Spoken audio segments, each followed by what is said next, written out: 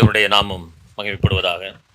கடந்த மாதத்திலே லேவியராகமம் 10ஆம் அதிகாரம் 1 முதல் 3 வசனங்களில் பரிசுத்த அழைப்பை அசட்டை பண்ணினவர்களை குறித்து நம்ம பார்த்தோம். ஆரோனுடைய குமாரர்கள் கர்த்தருக்கு கீழ்ப்படியாமல் தேவனுடைய ஆராதனை அசட்டை செய்ததினாலே அவர்களுடைய முடிவு எவ்வளவு கொடூரமானதாக இருந்தது என்று சொல்லி நாம் பார்த்தோம். இவையெல்லாம் நம்மளுக்கு ஒரு எச்சரிக்கையாக கொடுக்கப்பட்டிருக்கிறது. ஜெபமும் ஆராதனையும் நம்முடைய சுயநலத்திற்காகவோ அல்லது நம்முடைய இஷ்டப்படியாகவோ அமையக்கூடாது. தேவன் எப்படி அதை செய்ய வேண்டும் என்று சொல்லி நம்மளுக்கு கற்பித்திருக்காரோ அதன்படி செய்வதுதான் உண்மையான ஆராதனை. தேவனுடைய முறைமையின்படி செய்யாத எந்த ஆராதனையும் தேவன் அங்கீகரிக்கிறதே இல்லை. அவர் என்ன நினைக்கிறாரோ அதை செய்வதற்கு நாம் முயல வேண்டும். நம்முடைய ஜெபமும் ஆராதனையும் கிறிஸ்துவை மையப்படுத்தினதாகவே இருக்க வேண்டும். அவருடைய தியாக பலியை மையப்படுத்தினதாக இருக்க வேண்டும். அப்படி அல்லாத ஒரு ஆராதனையை தேவன் ஒருபோதும் அங்கீகரிக்கிறதே கிடையாது. உலகம் முழுவதும் இன்னைக்கு பல இடங்களிலே கர்த்தரை ஆராதிக்கிறார்கள். மனிதர்களை மையப்படுத்தி பல ஆராதனைகள் நடைபெற்று வருகிறது. மனுஷர்களை உயர்த்தி ஆராதனை நடைபெறுகிறது. கிறிஸ்துவை மறந்துவிட்டு பரிசுத்த ஆவியானவரை மட்டுமே மகிமைப்படுத்துகிற ஆராதனை நடக்கிறது. இயேசு கிறிஸ்து மட்டுமே தெய்வம் என்று சொல்லி ஆராதனை நடக்கிறது. பிதாவாகிய கடவுள் மட்டுமே கடவுளாக இருக்கிறான்னு சொல்லி ஆராதனை நடக்கிறது. பல விதங்களில் நடக்கிறது. ஆனால் கர்த்தர் உங்களுக்கும் எனக்கும் அவருடைய மகா கிருபையினாலே நம்முடைய கண்களை திறந்து திருத்துவ தேவனை ஆராதிக்கும்படி பிதா குமாரன் பரிசுத்த ஆவியானவரை நாம் கண்டுகொண்டு அவரை ஆராதிக்கும்படி அவரை மகிமைப்படுத்தும்படி நம்மளுக்கு இரக்கம் பாராட்டி இருக்கிறார். கடந்த நாட்களில் எடுத்த செய்தியினுடைய தொடர்ச்சியாகத்தான் இதுவும் அமையும் என்று நான் நினைக்கிறேன். இன்றைக்கு நம்முடைய அரசியல் மாற்றங்கள் நிறைய நிகழ்வு. நம்ம பயப்படுறோம். ஐயோ, இந்த ஆட்சி எப்படி இருக்குமோ, இந்த ஆட்சி வந்தால் அவ்வளவுதான், எதுவுமே செய்ய முடியாது. இந்த மாதிரி பயம் மற்றவர்களை காட்டிலும் கிறிஸ்தவர்களுக்கு அதிகமாக இருக்கிறது. ஒழுங்கா நம்ம ஜெபம் பண்ண முடியாது, ஆராதிக்க முடியாது, இந்த தாட்டு நிறைய நம்மள்ட்ட இருந்துகிட்டு இருக்குது. இப்போ புதுசாக ஒருத்தர் வந்திருக்கார், அவர் எப்படி பண்ண போறாரு, அதை குறித்து நாம ஏன் கவலைப்படணும்? 16ஆம் 17ஆம் நூற்றாண்டுகளில் கிறிஸ்தவர்களுக்கு கத்தோலிக்க மதம்தான் எதிரியாக இருந்தது. அதை மறந்துடக்கூடாது. 16ஆம் நூற்றாண்டிலே கிறிஸ்தவர்களுக்கு எதிராக, கிறிஸ்துவை போதித்த பரிசுத்தவான்களுக்கு எதிராக வேற எந்த புறஜாதியரும் எழும்பவில்லை. கத்தோலிக்க குருமார்களே கிறிஸ்தவர்களுக்கு எதிராக நின்றார்கள், அவர்களை கொலை செய்தார்கள். அவைகளுக்கு மத்தியிலும் இன்றைக்கு கிறிஸ்துவம் தலைதோங்கி நிற்கிறது. ஆண்டவர் ஆளுகை செய்கிறார், கடவுள் ஆளுகிறார், அதை மறந்துடக்கூடாது. என் தெய்வம் ஆளுகிறார், அதனால அந்த பிரச்சனையை அவர் பார்த்துக்கிறவர். அவரை ஆராதிக்கிறதையோ அல்லது அவருக்கு ஊழியம் செய்வதையோ அது அவருடைய வேலை. நம்முடைய பிள்ளைகளை கொண்டு எப்படியாவது அது செய்வார். அதை குறித்து நம்ம கவலையே படக்கூடாது. நான் எடுத்துக்கொண்ட தலைப்பு தீமைக்கு மத்தியில் செயல்படும் தேவனுடைய கிருபையும் இரக்கமும். இது பொதுவான தலைப்பு தான் எடுத்திருக்கேன். அதுக்குள்ள சப்டைட்டில் உனக்கு சொல்றேன். தீமைக்கு மத்தியிலே செயல்படுகிற தேவனுடைய கிருபையும் இரக்கமும். நிறைய தீமைகள் நாட்டில் இருக்குது, சொல்லிக்கிட்டே இருக்கலாம். இந்த ஆட்சி வந்தா அப்படி, அந்த ஆட்சி வந்தா இவங்க பண்ணா அவங்க பண்ணா இப்படி. ஆனால் இதன் மத்தியிலும் தேவன் தம்முடைய பிள்ளைகளுக்கு இரக்கத்தையும் கிருபையையும் அளித்து கொண்டே இருக்கிறார். அதான் கடவுள் ஆளுகிறார். கடவுள் ஆளுகை செய்கிறார் என்ற அந்த சிந்தை நமக்குள்ளே இருக்கணும். என்னை ஆளுகிறார், என் குடும்பத்தை ஆளுகிறார், இந்த தேசத்தை ஆளுகிறார், அவர் ஆளுகிறார். அதனால நம்ம பயப்பட வேண்டிய அவசியமே கிடையாது. நான் எடுத்திருக்க சப்டைட்டில் 2 வசனத்தை வாசிக்க போறோம். 1 சாமுவேல் 2ஆம் அதிகாரம் 12-13 வசனங்களை வாசிங்க. ஏலியின் குமாரர் பேலியாளின் மக்களாயிருந்தார்கள். அவர்கள் கர்த்தரை அறியவில்லை. அந்த ஆசாரியர்கள் ஜனங்களை நடப்பித்த விதம் என்னவென்றால், எவனாகிலும் ஒரு பலியை செலுத்துங்காலத்தில் இறைச்சி வேகும்போது ஆசாரியனுடைய வேலைக்காரன் 3 கூருள்ள ஒரு ஆயுதத்தை தன் கையிலே பிடித்து வந்து, அதனாலே கொப்பரையிலாவது பானையிலாவது சர்வத்திலாவது சட்டியிலாவது குத்துவான். அந்த ஆயுதத்தில் வருகிறதையெல்லாம் ஆசாரியன் எடுத்துக் கொள்ளுவான். அப்படி அங்கே சீலோவிலே வருகிற இஸ்ரவேலருக்கெல்லாம் செய்தார்கள். தேவனுடைய ஆசரிப்பு கூடாரத்தில் நடந்த கொடுமைகளை பார்க்கிறோம். நான் எடுத்திருக்க தலைப்பு 12ஆம் வசனத்தில் அவர்கள் கர்த்தரை அறியவில்லை. அவர்கள் கர்த்தரை அறியவில்லை. ஒரு பக்கம் இப்படி இருந்தாலும் 11ஆம் வசனத்தை வாசிங்க. பின்பு எல்கானா ராமாவில் இருக்கிற தன் வீட்டுக்கு போனான். அந்த பிள்ளையோ ஆசாரியராகிய ஏலிக்கு முன்பாக கர்த்தருக்கு பணிவிடை செய்து கொண்டிருந்தான். ஆசரிப்பு கூடாரத்திலே ஒரு பக்கம் பலவிதமான கொடுமைகள் நடந்து கொண்டிருக்கிறது, தீமையான காரியங்கள் நடக்கிறது. அதன் மத்தியிலும் தெய்வம் தமக்கென்று தேர்ந்தெடுத்த சாமுவேல் கர்த்தருக்கு பணிவிடை செய்து கொண்டிருந்தான். ஒரு பக்கம் தீமை நடக்குது. நம்ம ஏலியுடைய குடும்பத்தை மட்டும்தான் இன்னைக்கு பார்க்க போறோம். ஒரு பக்கம் சபையில பயங்கரமான தீமைகள், கொடூரங்கள் நடந்து கொண்டிருக்கிறது. இவங்க என்னெல்லாம் பண்றாங்க நம்ம பார்க்க போறோம். அதே வேளையிலே தெய்வம் தமக்கென்று ஒரு மகனை அங்கே கர்த்தருக்கு பயப்படுகிற மனுஷர்களுக்கு பிரியமான ஒரு குமாரனை வளர்த்து வருகிறார். அவர்களுக்கு மத்தியில் தான் நடக்குது. இப்ப தீமையை கண்டு ஒருபோதும் நம்ம பயப்படக்கூடாது. ஆண்டவர் அதற்குள்ளே நம்மளுக்கு நன்மை வைத்திருக்கிறார். அதான் சாமுவேல். சீலோவிலே தேவனுடைய ஆசரிப்பு கூடாரம் இருந்து கொண்டிருக்கிறது. 1ஆம் அதிகாரம் 3ஆம் வசனத்தை வாசிங்க. அந்த மனுஷன் சீலோவிலே சேனைகளின் கர்த்தரை பணிந்து கொள்ளவும் அவருக்கு பலியிடவும் வருஷந்தோறும் தன் ஊரிலிருந்து போய் வருவான். போதும். அந்த சீலோவிலே இருக்கிற ஆசரிப்பு கூடாரத்திலே ஏலி நியாய விசாரிக்கிறவராகவும் ஆசாரியராகவும் இருந்து கொண்டிருக்கிறார். 2 வேலை செய்கிறார். நியாயாதிபதியாகவும் இருக்கிறார், ஆசாரியராகவும் வேலை செய்கிறார். அவருக்கு எத்தனை குமாரர்கள்? 2 குமாரர்கள். ஆரோனுக்கு எத்தனை குமாரர்கள்? 2 குமாரர்கள். 2 பேரா? 4 பேர். ஆசாரி எத்தனை பேர் தான் செஞ்சாங்க? முதல்ல 2 பேர் தான் செஞ்சாங்க. அங்கே நடந்த கொடுமைகள் அன்னைக்கு பார்த்தோம். இங்கே என்ன செய்யறாங்கன்னு இங்கே பார்க்க போறோம். ஓபினி பிரகாஷ் அவர்களும் ஏலிக்கு முன்பாக ஆசாரிய ஊழியம் செய்து கொண்டு வருகிறார்கள். தேவனுடைய ஆலயத்திலே பண்டிகைகள், பலி எல்லாம் நடந்து கொண்டு வருகிறது. ஆசரிப்பு கூடாரத்திலே ஆராதனை நடக்கிறது. ஆசாரியர்கள் இருக்கிறார்கள், லேவியர் கூட்டம் இருக்குது, தீர்க்கதரிசி இருக்கிறார். நம்ம பார்க்க போறோம். இடையில ஒரு தீர்க்கதரிசி வந்துட்டு போவார். எல்லாமே இருக்கிறது, எல்லாம் முறைப்படி நடக்கிறது. ஆனால் ஏலினுடைய பிள்ளைகள் பேலியாளின் மக்களா இருந்தார்கள். எங்கே எங்கே இருந்தாங்க? வீட்டிலையா? ஆசரிப்பு கூடாரத்தில் இருக்கிறாங்க. எல்லாம் நடக்குது. பண்டிகை நடக்குது, பலி செலுத்துறாங்க, ஆராதனை நடக்குது, ஆசாரியன் இருக்கிறாங்க, லேவியர் முறைப்படி என்ன செய்யணுமோ எல்லாத்தையுமே செய்து கொண்டு வர்றாங்க. இதெல்லாம் நடக்குது. ஆசரிப்பு கூடாரத்துடைய அங்கதான் அவங்க தங்கியிருக்கிறாங்க. அங்கதான் ஏலினுடைய குமாரர்கள் ஊழியம் செய்யறாங்க. ஆனா அவங்க எப்படி இருந்தாங்க? பேலியாளின் மக்களாக இருந்தார்கள். அவர்கள் கர்த்தரை அறியவில்லை. எவ்வளவு பெரிய பயத்தை நம்மளுக்கு உண்டாக்குது பாருங்க. அவர்கள் கர்த்தரை அறியவில்லை. இருந்த இடம் ஆசரிப்பு கூடாரம், செய்கிற வேலை கர்த்தருடைய பணிவிடை, பலி செலுத்துற வேலை, ஆராதனை முறைமைகளை இவங்க தான் செய்யறாங்க. ஏலிக்கு வயசாயிருச்சு, எல்லா வேலையுமே இவங்க தான் செய்யறாங்க. எப்படி செய்யறாங்க?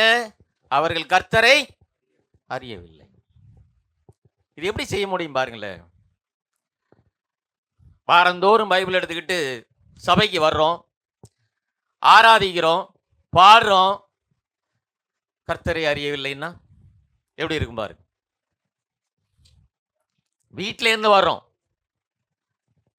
2 மணி நேரம் தான் ஆராதிக்கிறோம் சபையில்.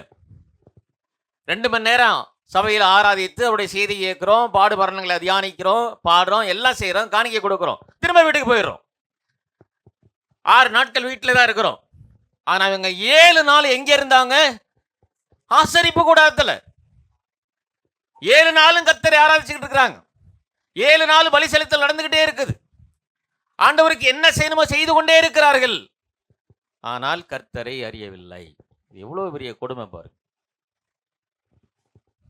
நம்ம பிள்ளைங்களை அழைச்சிட்டு வரோம், வாரந்தோறும் வர்றாங்க, பாடுறாங்க, எல்லாம் செய்கிறாங்க, எல்லா ஆக்டிவிட்டிலையும் இருக்கிறாங்க, சில்ட்ரன்ஸ் மினிஸ்ட்ரியாக முதல்ல நிற்கிறாங்க. ஆனால் கடவுளே அறியாமல் வளர்ந்த எப்படி? எங்கள் சொந்தக்காரர் கடந்த நாட்களில் நான் அவரை பார்த்தேன். சின்ன பையன், ஒரு 2 வயசு கூட இருக்காது, 1.5 வயசாக இருக்கும். செல்ஃபோனு கைமா தான் உட்காந்துருக்கிறான். அவர் இப்படி தூக்கி வச்சிருக்காரு, செல்ஃபோனு கொடுத்துருக்காரு. அதை பறிக்கவே முடியல.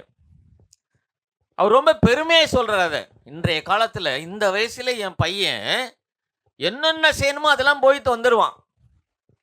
1.5 வயசுல அவர்.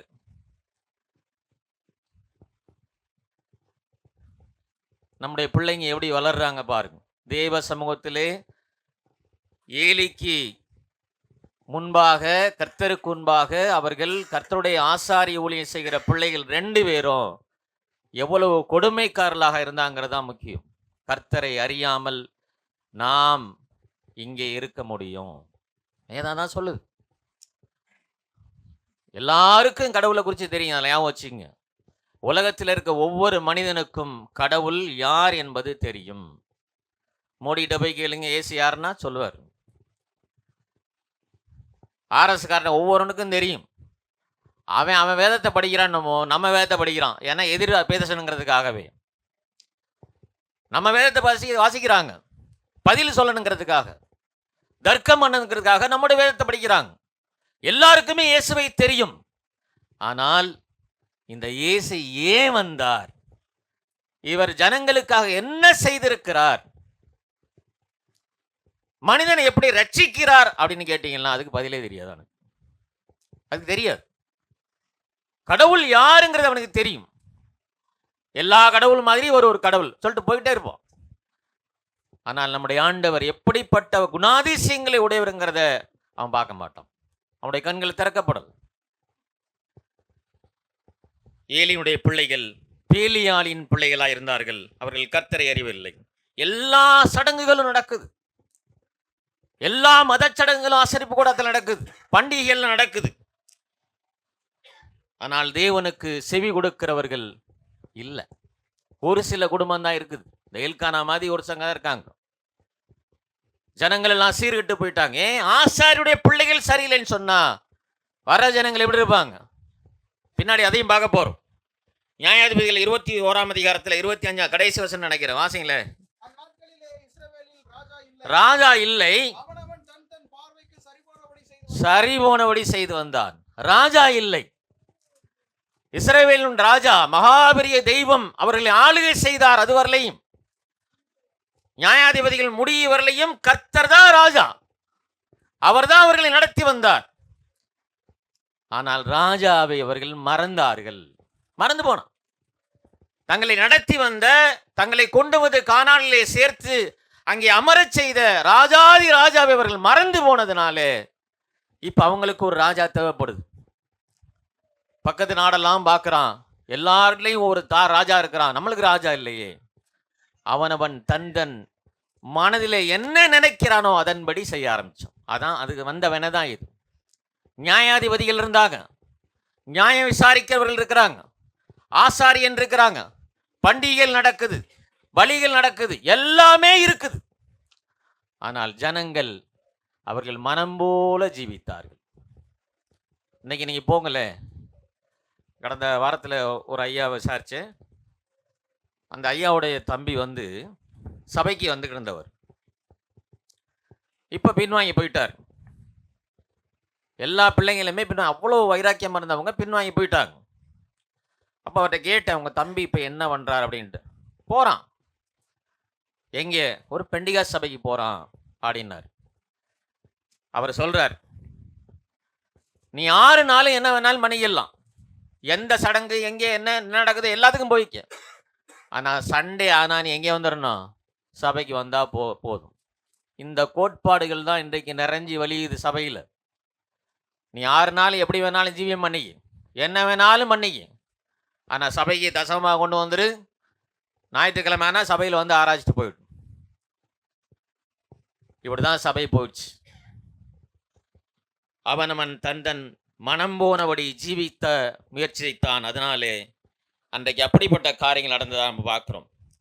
3ஆம் அதிகாரத்தில் 1ஆம் வசனத்தில் பார்த்தீங்கன்னா இன்னும் கொஞ்சம் அதிகமாக சொல்லியிருப்பார். 3ஆம் அதிகாரம் 1ஆம் வசனத்தை வாசிங்களேன். சாமுவேல் என்னும் பிள்ளையாண்டான் ஏலிக்கு முன்பாக கர்த்தருக்கு பணிவிடை செய்து கொண்டிருந்தான். அந்நாட்களிலே கர்த்தருடைய வசனம் அபூர்வமாயிருந்தது. பிரத்யட்சமான தரிசனம் இருந்ததில்லை. பார்த்தீங்களா?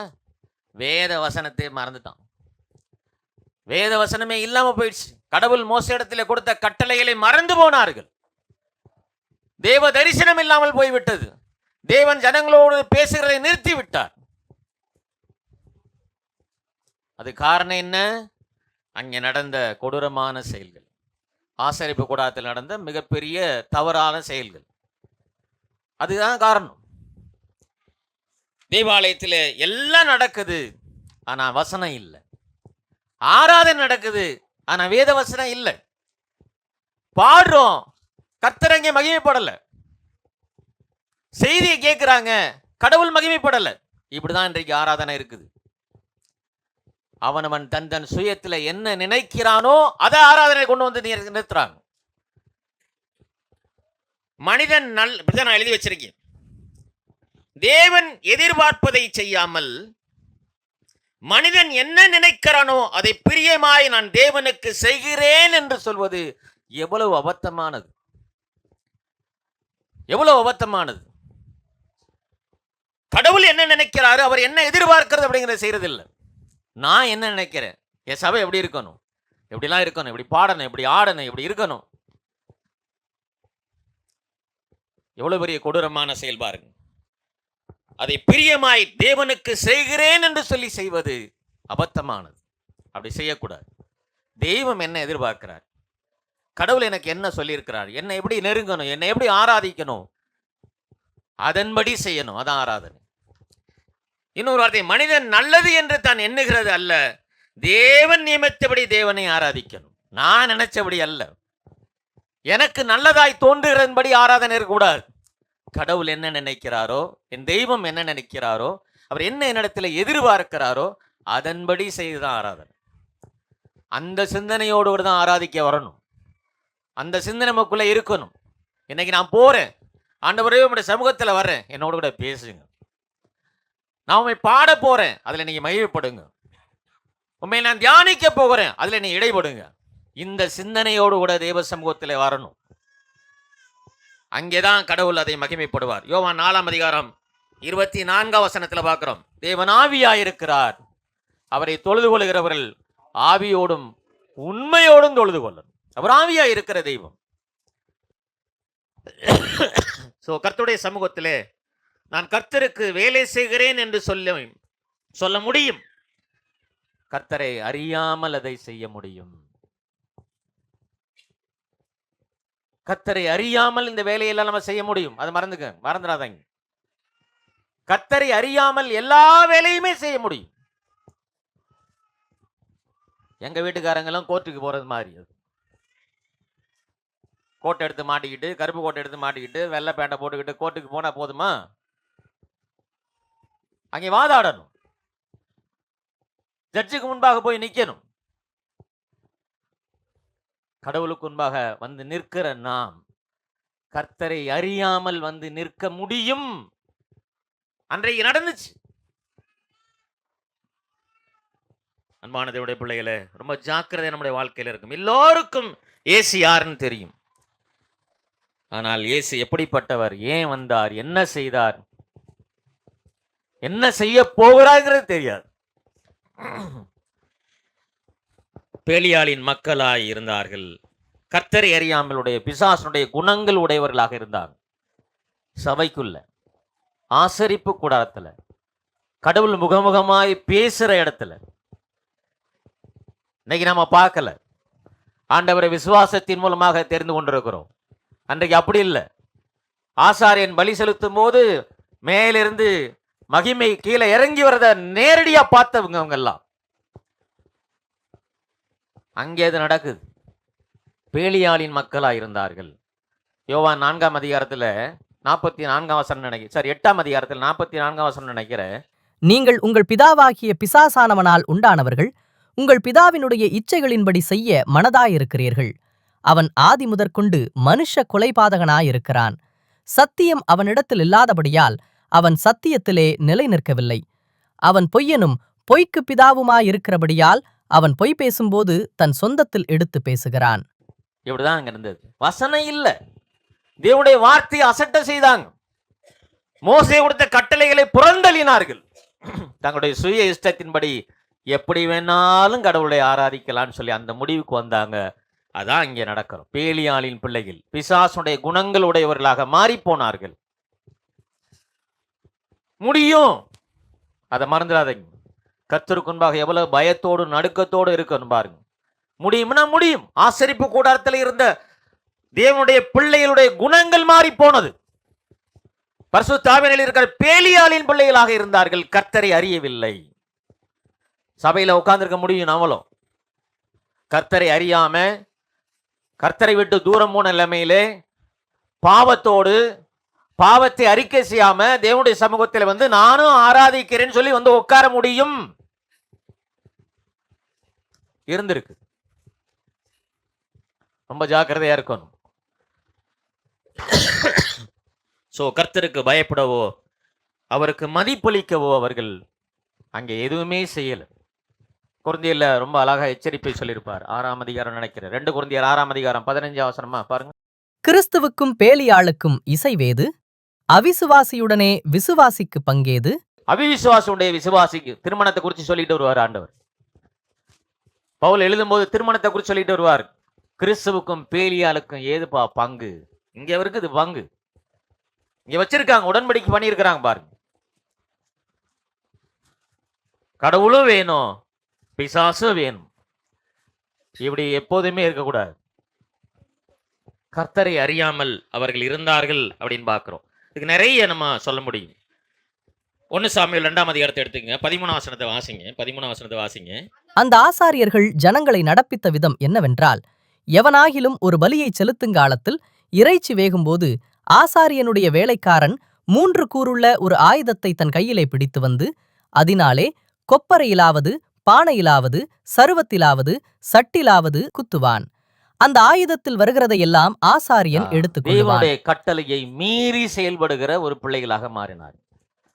ஆசாரியனுக்கு கடவுள் ஒரு பங்கை கொடுத்திருக்கிறார்.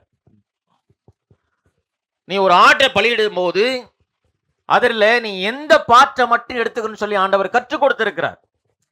ஆசாரியனுக்கு அதில் பங்கு உண்டு. எதையெல்லாம் தேவ சமூகத்திலே போய் நீ அதை அக்கினியிலே போட்டு கர்த்தருக்கு சுகந்த வாசனையாக மாற்றணும்னு சொல்லி அதையும் கற்றுக் கொடுத்திருக்கிறார். இவங்க அதெல்லாம் தள்ளி விட்டாங்க, அதெல்லாம் தூக்கி போட்டாங்க. இவங்களுடைய சுய இச்சையின்படி செய்ய ஆரம்பிக்கிறாங்க. பேராசை நிறைந்தவர்களா மாறுறாங்க. இதெல்லாம் எனக்கு தேவையில்லை, நான் சொல்றது நீ எனக்கு கொடு. பானையில வெந்துகிட்டு இருக்கும் போதே 3 கூருள்ள ஆதாயத்தை குத்தி எடுத்துக்கிட்டு போறான். ஆசாருடைய வேலைக்காரனுக்கு அங்கே என்ன வேலை?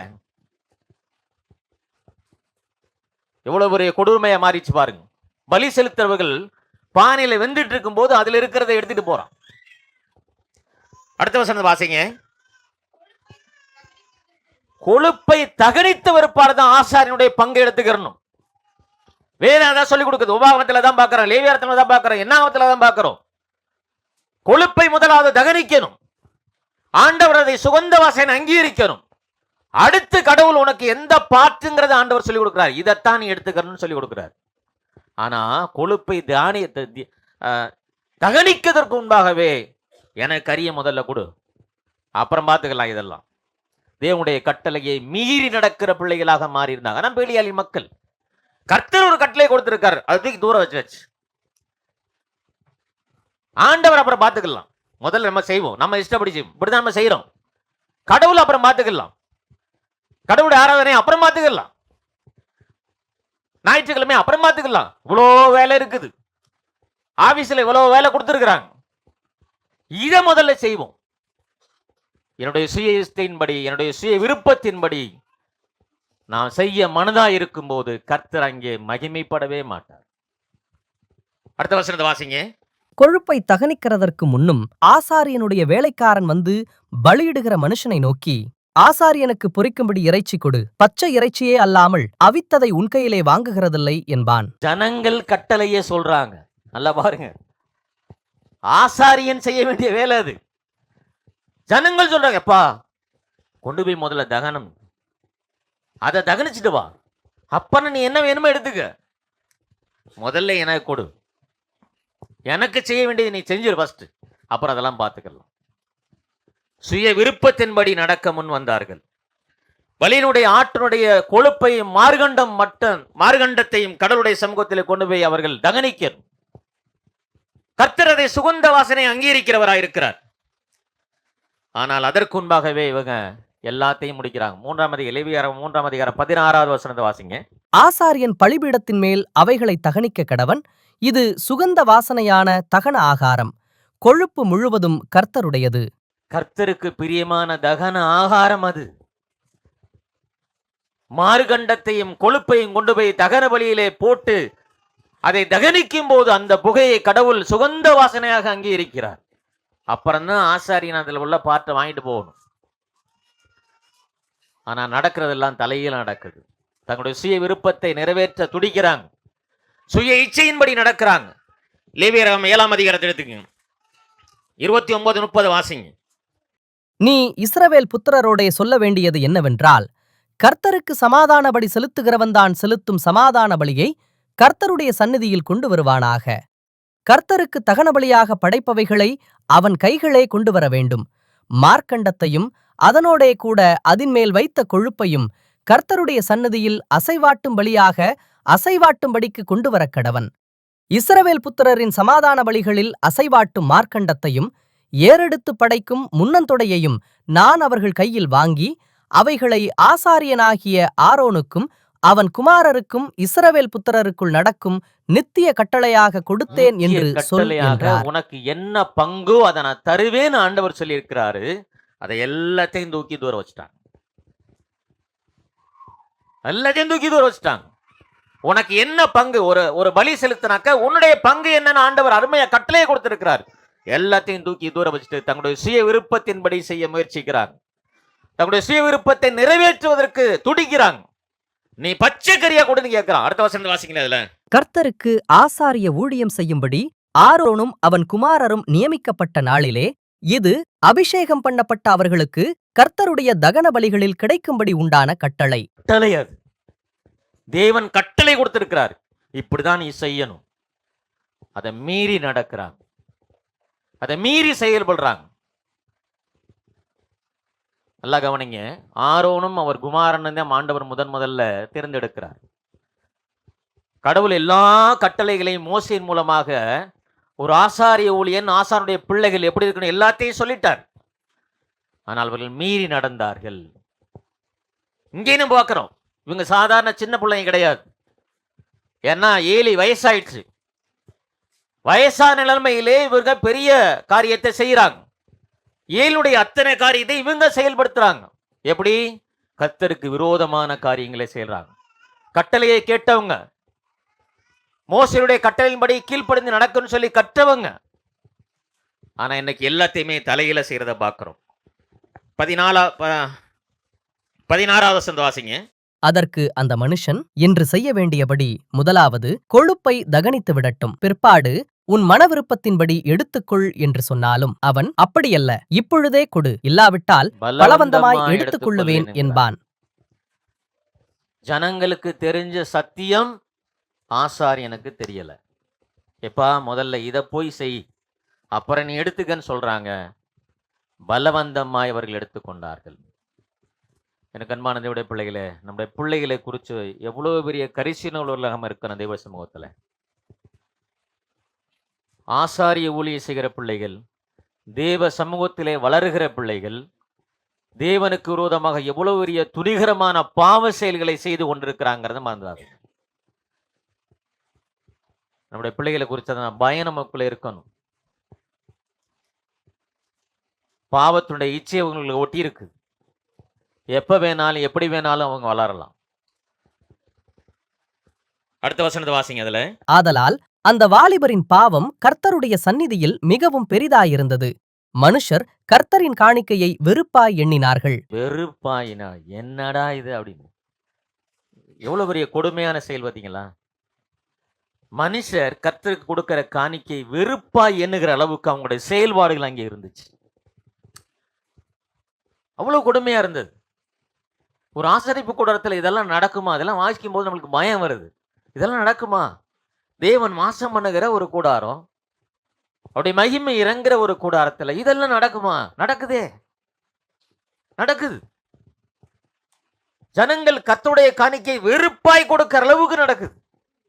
இன்னும் ஒரு படி நீங்க மேல போய் பாருங்க. 22 வசனத்தை வாசிங்க. ஏலி மிகுந்த கிழவனாயிருந்தான். அவன் தன் குமாரர் இஸ்ரவேலுக்கெல்லாம் செய்கிற எல்லாவற்றையும், அவர்கள் ஆசரிப்பு கூடாரத்தின் வாசலில் கூட்டம் கூடுகிற ஸ்திரீகளோடே சயனிக்கிறதையும் கேள்விப்பட்டு, எவ்வளவு பெரிய மோசமான சூழ்நிலை அங்க உருவாயிருக்கு பாருங்க. தன்னுடைய பிள்ளைகள் ஆசரிப்பு கூடார வாசல்ல உபச்சாரம் செய்கிற அளவுக்கு அவருடைய குணாதிசயங்கள் மாறி, அதனாலதான் பரிசுத்தாவின் சொல்லுவாங்க, பேலியாளின் பிள்ளைகளாக மாறிட்டாங்க. கர்த்தரை அறியாமல் இருந்தால், கர்த்தரை அறியாதபடிக்கு இருப்போமானால் இவ்வளவு குணங்கள் நம் பிள்ளைகளுக்கு வரும். இதெல்லாம் வரும். தேவ சமூகத்திலே எவ்வளவு பெரிய உபச்சாரக்காரனாக மாறி போயிருக்காங்க பாருங்க. ஆனா ஏலி ஆசாரியனாக இருந்து கொண்டிருக்கிறார், நியாயாதிபதியா இருக்கிறார். ஏலுடைய ஜெபம் கேட்கப்படுதுன்னா இன்னும் கேட்கப்படுது. ஏலி ஜெபிக்கிற ஜெபத்துக்கு பதில் கொடுக்கிறாருன்னா பதில் கொடுக்கிறார் ஆண்டவர். நீங்க 2 வசனத்தை வாசிங்களே. 15 வசனத்தை அதற்கு அன்னாள் பிரதியுத்தரமாக, அப்படியல்ல என் ஆண்டவனே, நான் மனக்கிலேசமுள்ள ஸ்திரீ, நான் திராட்சரசமாகிலும் மதுவாகிலும் குடிக்கவில்லை. நான் கர்த்தருடைய சந்நிதியில் என் இருதயத்தை ஊற்றிவிட்டேன். உம்முடைய அடியாளை பேலியாளின் மகளாக எண்ணாதேயும். மிகுதியான விசாரத்தினாலும் கிளேசத்தினாலும் இந்நேரம் மட்டும் விண்ணப்பம் பண்ணினேன் என்றாள். அதற்கு ஏலி, சமாதானத்துடனே போ. நீ இஸ்ரவேலின் தேவனிடத்தில் கேட்ட உன் விண்ணப்பத்தின்படி அவர் உனக்கு கட்டளையிடுவாராக என்றான். ஏலி ஆசீர்வதிக்கிறார். அங்கே பாக்குறாங்க, பிள்ளைகள் பேலியாளின் மக்களாய் இருக்கிறாங்க. ஆனா ஏலி சொல்றாரு, அண்ணால பார்த்து, நீ பேலியாளின் பிள்ளை மாதிரி என்ன புலம்புறன்னு கேட்கிறார். தான் பிள்ளைகளை கவனிக்கல. பிள்ளைகள் வளர்ந்துட்டாங்க, பேலியான் மக்களாய் வளர்ந்து நிற்கிறார்கள். ஆசரிக்க அனுசரிக்க வருகிறவர்களை ஏலி கேட்கிறார், பேலியாலை போல புலம்புறன்னு கேட்கிறார். ஆனா பிள்ளைகள், தன்னுடைய பிள்ளைகள் பேலியாளின் மக்களாய் வளர்ந்திருக்கிறவருக்கு தெரியாம போச்சு. ஏலி ஆசீர்வதிக்கிறார், அன்னாளுக்கு ஆண் குழந்தை பிறக்குது. ஏலுடைய ஜெபத்தை ஆண்டவர் கேட்கிறார், அப்பவும் கேட்டுதான் இருக்கிறார். இன்னொரு வசனத்தை கூட வாசிக்கலாம். 2ஆம் அதிகாரம் நினைக்கிறேன். அப்படி 21 வசனம். 2ஆம் அதிகாரம் 21 வசனம். ஏலி எல்காராவையும் அவன் மனைவியையும் ஆசீர்வதித்து, இந்த ஸ்திரீ கர்த்தருக்கென்று ஒப்புக் கொடுத்ததற்கு பதிலாக கர்த்தர் உனக்கு அவளாலே சந்தானம் கட்டளையிடுவாராக என்றான். அவர்கள் தங்கள் ஸ்தானத்திற்கு திரும்ப போய்விட்டார்கள். அப்படியே கர்த்தர் அன்னாளை கடாட்சித்தார். அவள் கர்ப்பந்தரித்து 3 குமாரரையும் 2 குமாரத்திகளையும் பெற்றாள். சாமுவேல் என்னும் பிள்ளையாண்டான் கர்த்தருடைய சந்நிதியில் வளர்ந்தான். தெரியுதுங்களா? ஏலுடைய ஜெபத்தை கடவுள் கேட்கிறார். ஏலி முதிர் வயதிலும் அன்னாளை ஆசீர்வதிக்கிறார். சாமுவேல் பிறக்கிறான். திரும்பவும் அன்னாளை கொண்டு வந்த ஒருபாடு மறுபடியும் விண்ணப்பம் பண்றாங்க, ஆசீர்வதிக்கிறார். மறுபடியும் 3 குழந்தைங்க பிறக்குது. ஆண்டவர் ஏலுடைய ஜெபத்தை கேட்டுக்கொண்டேதான் இருக்கிறார் இந்த சூழ்நிலையிலையும். ஆனால் தன்னுடைய பிள்ளைகளுக்காக இவர் ஜெபித்ததா நீங்க பார்க்கவே முடியாது, பார்க்கவே முடியாது. நீங்க கீழே பின்னாடி வந்தீங்கன்னா தெரியும். 22ஆம் வசனத்தை வாசிங்க. ஏலி மிகுந்த கிழவனாயிருந்தான். அவன் தன் குமாரர் இஸ்ரவேலுக்கெல்லாம் செய்கிற எல்லாவற்றையும், அவர்கள் ஆசரிப்பு கூடாரத்தின் வாசலில் கூட்டம் கூடுகிற ஸ்திரீகளோடே சயனிக்கிறதையும் கேள்விப்பட்டு அவர்களை நோக்கி, நீங்கள் இப்படிப்பட்ட காரியங்களைச் செய்கிறது என்ன? இந்த ஜனங்கள் எல்லாரும் உங்கள் பொல்லாத நடக்கைகளை சொல்லக் கேட்கிறேன். எப்ப? வயது முதிர்ந்த நிலையிலே பிள்ளைங்க தலை தூக்கிட்டாங்க. தேவனுடைய ஆலயத்திலே தீமையான காரியங்கள் நடந்து கொண்டிருக்கிறது. நிறைய விஷயங்களை கேள்விப்படுறார். பிள்ளைங்களை கண்டிக்க முடியல, கண்டிக்க முடியல. நீங்க இப்படி செய்றீங்கன்னு சொல்லி ஜனங்கள் சொல்ல கேட்கிறேன்னு சொல்றார். இப்பதானா கேட்கிறாரு? அவங்க அப்பையிலிருந்தே அதை செய்ய ஆரம்பிச்சிட்டாங்க. கொடுமை அனுபவிக்கிறவங்க பிரதான ஆசிரியர்கிட்ட போய் முறையிடுவாங்கன்னா கண்டிப்பா முறையிட்டு இருப்பாங்க. ஒவ்வொரு தடவையும் முறையிட்டு இருப்பாங்க. என்னப்பா அவங்க பிள்ளைங்க எப்படி செய்யறாங்க, ஆசாரிகள் போய் பண்றாங்களே, நாங்க ஒழுங்கா ஆராதிக்க முடியலையே, செஞ்சிருப்பாங்க. ஆனால் எதையுமே ஏலி கண்டுகொள்ளவே இல்லை. ஒரு காலகட்டத்தில் தான் வயது முதிர்ந்த நிலைமையில இதை செய்ய ஆரம்பிக்கிறார். ஜனங்கள் காணிக்கையை வெறுப்பா எண்ணுகிற அளவுக்கு ஆராதனை முறைமையானது மாறி போய்விட்டது. முதிர் வயதிலே பிள்ளைகளை ஒருபோதும் நம்ம திருத்தவே முடியாது. வயது சென்ற நிலையில ஏலி உட்கார்ந்து இருக்கிறார். இப்ப பிள்ளைங்க தவறு செய்யறத எப்படி கண்டிக்க முடியும்? சிறு பிள்ளைகளை, இதுக்கு காரணம் யாருன்னா பெற்றோர்கள். அதை மறந்துடாதீங்க.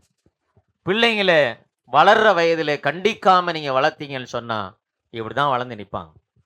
நீங்க அப்போ போய் என்ன அட்வைஸ் பண்ணாலும், தேவனுடைய நியாய தீர்ப்பை சொன்னாலும் கேட்கவே மாட்டாங்க. இன்னொரு வசனத்தை கூட வாசிங்க. 1 சாமுவேல் 3ஆம் அதிகாரத்துல 2ஆம் வசனத்தை பார்க்கிறோம். ஒரு நாள் ஏலி ஏலி தன்னுடைய ஸ்தானத்திலே படுத்துக் கொண்டிருந்தான். அவன் பார்க்க கூடாதபடிக்கு அவனுடைய கண்கள் இருளடைந்திருந்தது. தேவனுடைய பெட்டி இருக்கிற கர்த்தருடைய ஆலயத்தில் தேவனுடைய விளக்கு அணைந்து போகும் முன்னே எந்த சூழ்நிலை சாமுவேலும் இருக்கிறார் பாருங்க, படுத்துக் கொண்டிருந்தான். கண்ணே தெரியாது. இப்போ வயது ஆயிடுச்சு, கண்டறியாத நிலைமையில உட்கார்ந்துட்டு இருக்கிறார்.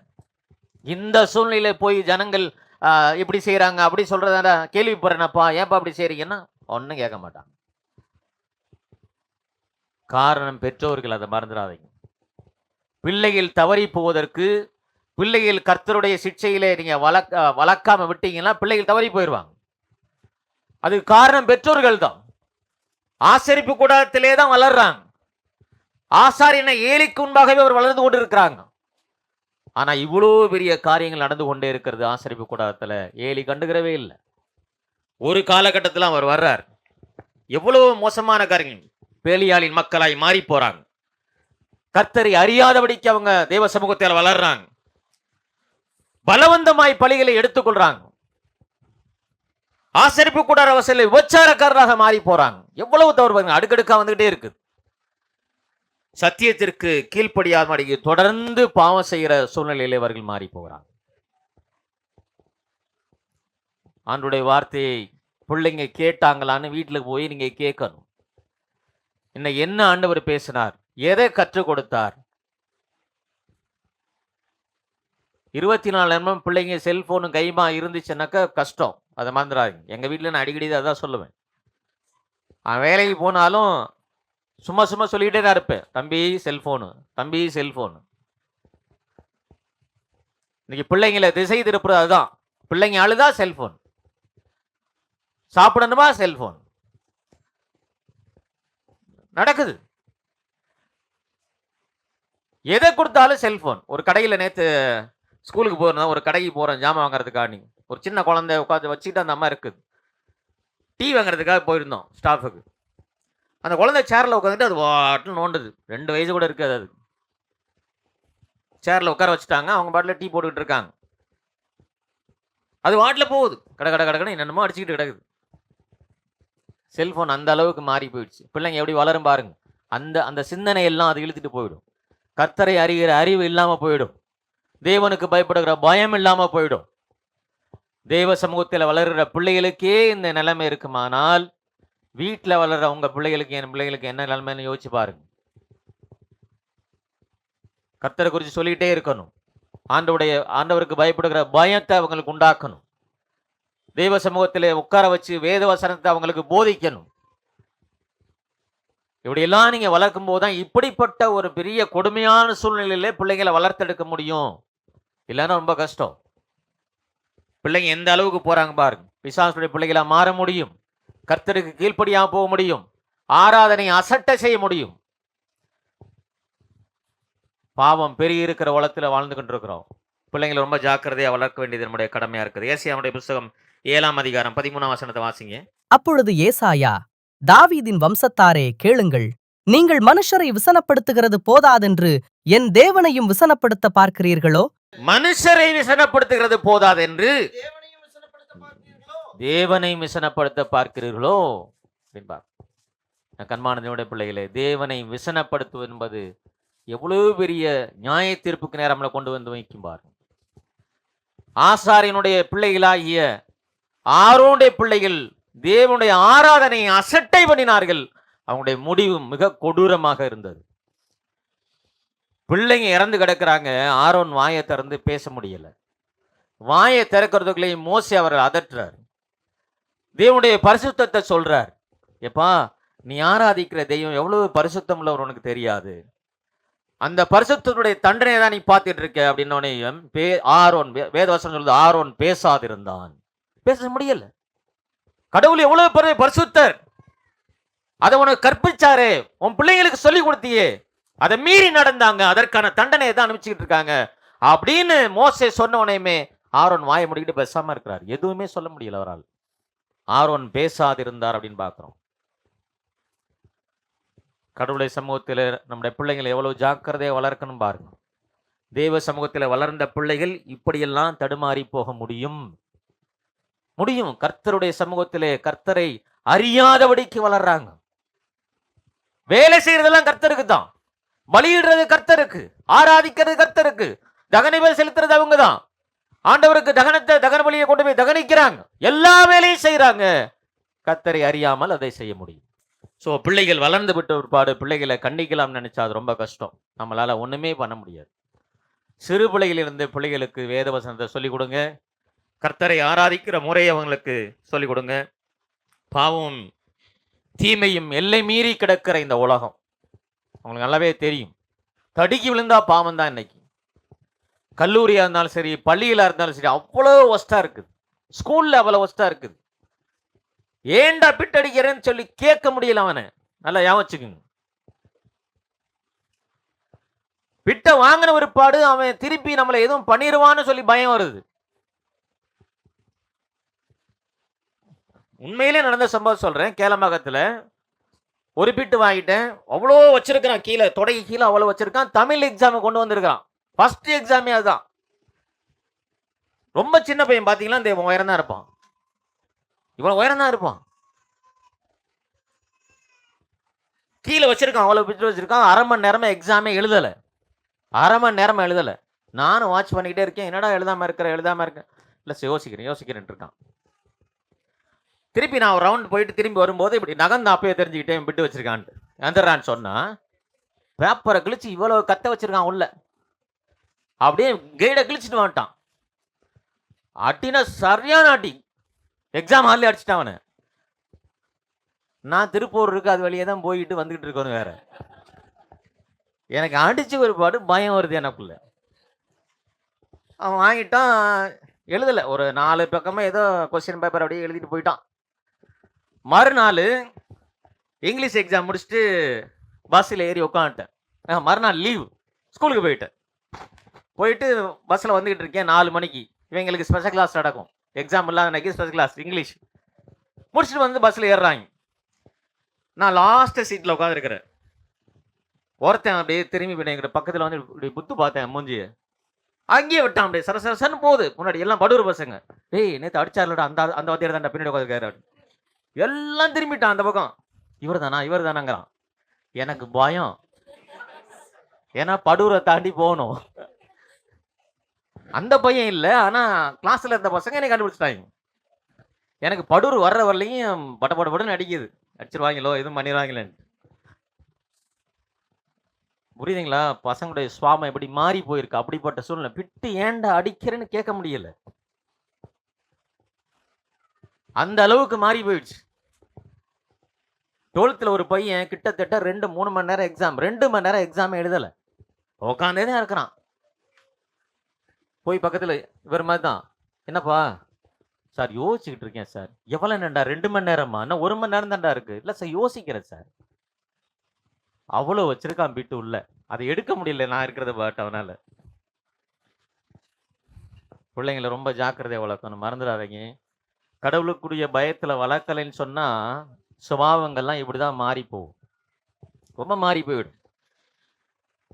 28ஆம் வசனத்தை வாசிங்க.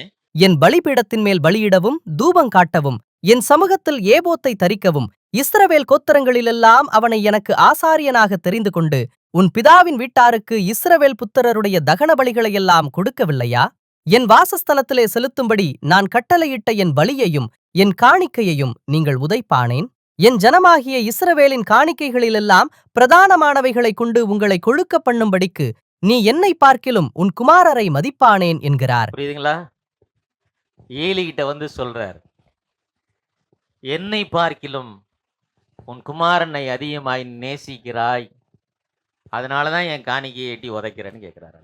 உனக்கு என்ன நான் கொடுக்கல, உனக்கு நான் என்ன செய்யல, என்ன ஆசீர்வாதம் தரல, ஒரு ஆசாரியனுக்குரிய பங்கு என்னவோ அதெல்லாம் நான் கொடுத்துருக்கேனே, அப்படித்தானே கொடுத்து கட்டளையை கொடுத்து உன்னை வச்சிருக்கிறேன், என் காணிக்கையை ஏன் உதைக்கிற?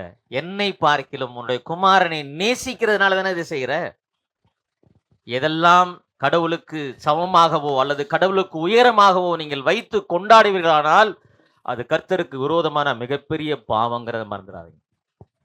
ஏலி கண்டிக்காத காரணம் இன்னொரு காரணம் அதான், பிரியமாய் பிள்ளைகளை மதித்தான். பிள்ளைகள் செய்கிற தவறுகளை அவன் சுட்டி காட்டல, பிள்ளைகளை அதிகமா நேசிக்கிறான். நேசிங்க வேணான்னு சொல்லல, ஆனால் கண்டிக்கிற நேரத்துல கண்டிக்கணும், பிள்ளைகளை தண்டிக்கிற நேரத்துல தண்டிக்கணும். கடவுளுக்குரிய பயத்துல அவங்களை வளர்க்காததுனால ஆண்டவரே பேசுறாரு, என் காணிக்கையில எட்டி உதைக்கிற, உனக்கு நான் என்ன செய்யல, என்ன ஆசீர்வாதம் தரல, நான் உனக்கு கட்டளையை கொடுத்தேனே, இவ்வளவு செஞ்சு எனக்கு விரோதமா இப்படி நிக்கிறீங்களேன்னு சொல்லி ஆண்டவர் எவ்வளவு வேதனைப்படுறாரு பார்த்தீங்களா? உங்களை என்னையும் பார்த்து அந்த கேள்வி தான் கேட்பார், உனக்கு நான் என்ன செய்யலப்பா, உன்னை ரட்சித்தேனே, உனக்காக என்னுடைய ஜீவனை கொடுத்தேனே, உனக்காக கல்வாரி சிலுவையிலே துடிதுடித்தேனே, நீ என்ன கேட்டியோ அதெல்லாம் நான் தந்தேனே, உன் பிள்ளைங்களை எப்படி வளர்த்துருக்கியே, அவன் என்னுடைய காணிக்கையில எட்டி உதைக்கிறானே கேட்பார். உன் பிள்ளைங்களை இப்படி வளர்த்திருக்கியே, உனக்கு பிள்ளை ஆசீர்வாதத்தை கொடுத்தேனே, கத்தருக்கேற்ற சிச்சையில வளர்க்க சொன்னனே, கர்த்தருடைய வசனத்தை போதிக்க சொன்னனே, இப்படி வச்சிருக்கியே. தேவன் இடத்துல கேள்வி கேட்கிறவராயிருக்கிறார். தேவன் மனுஷனோடு கூட தினந்தோறும் இடைபடுகிறவராக இருக்கிறார். தம்மை நேசிக்கிற பிள்ளைகளை அதிகமாக இடைபடுகிறார்.